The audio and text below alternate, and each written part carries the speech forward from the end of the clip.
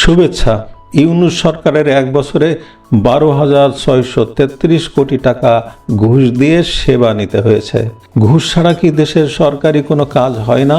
যদি বলি, মাত্র এক বছরে দেশের সেবা খাতে 12,633 কোটি টাকার ঘুষ লেনদেন হয়েছে অন্তর্বর্তীকালীন ইউনূসের সরকারের আমলে। অবাক হচ্ছেন? হ্যাঁ, ঠিকই শুনছেন।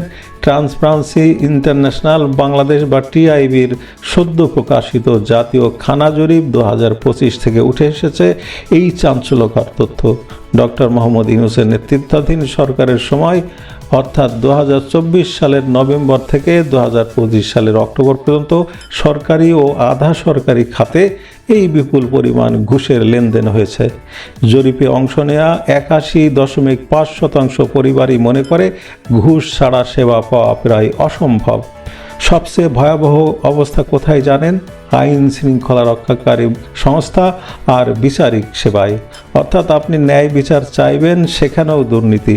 পিছিয়ে নেই কৃষি, ভূমি, শিক্ষা, স্বাস্থ্য, পাসপোর্ট কিংবা বিআরটিও। ভাবছেন মানুষ দুর্নীতির শিকার হয়েও অভিযোগ করে না কেন? জরিপ বলছে 61.3% মানুষ কোনো অভিযোগই করেনি, কারণ তাদের মতে পুরো সিস্টেমটাই দুর্নীতিগ্রস্ত। আর প্রায় অর্ধেক মানুষ জানেই না যে অভিযোগ কোথায় করতে হয়। দুদক বা সরকারি অভিযোগ কেন্দ্র সম্পর্কে সাধারণ মানুষের ধারণা খুবই সামান্য। শহরের চেয়ে গ্রামের মানুষদের বেশি ঘুষের শিকার হতে হচ্ছে।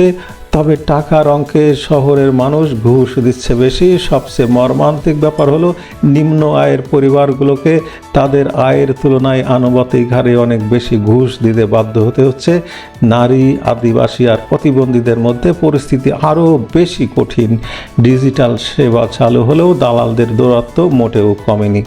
বিচারহীনতার সংস্কৃতি আর দুর্নীতিবাজদের শাস্তির বদলে পার পেয়ে যাওয়াই এর মূল কারণ বলে মনে করছেন সাধারণ মানুষ। এই পরিস্থিতির কি আদৌ কোনো পরিবর্তন হবে? সরকারি সেবা নিতে গিয়ে আপনার অভিজ্ঞতা কেমন? কমেন্টে জানান আর সবাইকে সচেতন করতে ভিডিওটি শেয়ার করুন।